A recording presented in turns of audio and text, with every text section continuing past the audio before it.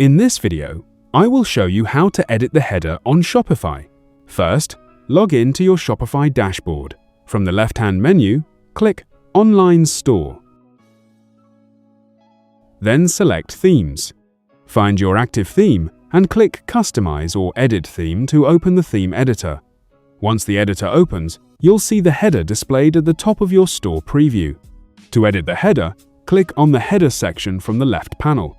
From here, you can customize various header settings. For example, you can change the menu type, choose between different navigation layouts, and adjust how your menu appears on desktop and mobile devices. If you want to change your store logo, click Theme Settings, then select Logo and upload a new image. You can also adjust other settings, such as colors and typography, to match your brand.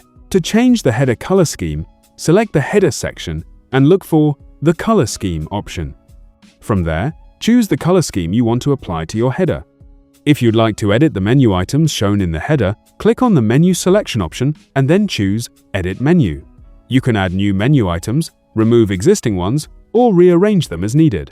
Once you're satisfied with your changes, click Save in the top right corner to apply them to your store. That's it! You've successfully edited your Shopify header. If you found this video helpful, subscribe to our channel.